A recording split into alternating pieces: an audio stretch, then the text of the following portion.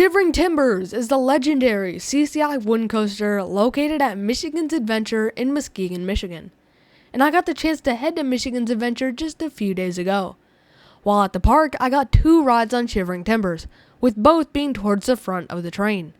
Shivering Timbers stands at a height of 125 feet tall with a drop of 122 feet while reaching a top speed of 57 miles per hour.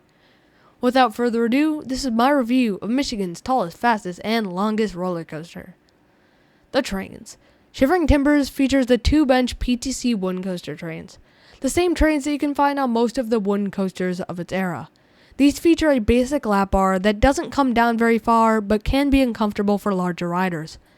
As for how the trains look, they are very basic, with the main point of interest being the ride's logo displayed proudly at the front of the train. The smoothness. The biggest drawback to Shivering Timbers, in my opinion, is 100% the significant rattle. I found that the shakiness started right after the first camelback and persisted throughout the entire ride. And while I don't think it ruins the ride, I think that if Cedar Fair, or now Six Flags, could invest in either a full retrack, something by Gravity Group or GCI, or even GCI's Titan track, which could be used in the roughest sections, would do wonders for the ride. Especially after experiencing how smooth the Titan track section of Wolverine Wildcat in the same park is after its Titan track retrack. The ride experience. Shivering Timbers starts with a left turn out of the station, and heads up the 125-foot tall lift, which gives fantastic views of the parking lot. Once you crest the top of the lift hill, you head down the 122-foot first drop. This drop isn't bad, but I've ridden roller coasters with far better first drops. Next comes an insane run of airtime hill after airtime hill after airtime hill after airtime hill. Wait a second, an airtime hill into a turnaround? Innovative, Cedar Fair. No, but seriously, this stretch of airtime hills is really fun. Especially the first camelback, which is probably the smoothest part of the ride, and has floaters similar to that of a B&M Hyper. High praise. And the turnaround is done in a fun way that gives you a break from all the airtime moments, and even has a little straight section before the drop-off that reminds me of Ghost Rider at Knott's Berry Farm, though that ride has a far better drop off of the mid-course. Sorry, Timbers. After the drop, you head into a fun airtime hill that, as the name implies, has quite a bit of airtime.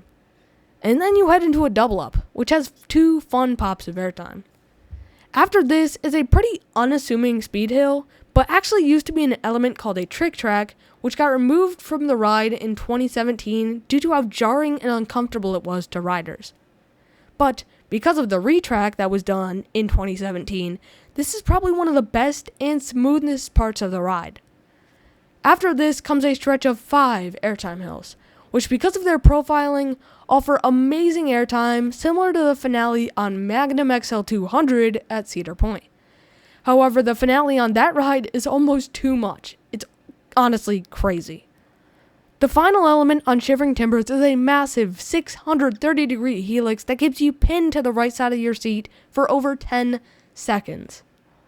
After this, you head into the very sudden brakes, which ends your 5,383-foot-long journey on Michigan's tallest, fastest, and longest wooden roller coaster. Final thoughts. Shivering Timbers is an airtime-filled beast of a ride. No, go away! While it's pretty rough, like another certain long wooden roller coaster, it's a great ride overall. What do you think of Shivering Timbers? Tell me in the comments below. Have a good one. Bye.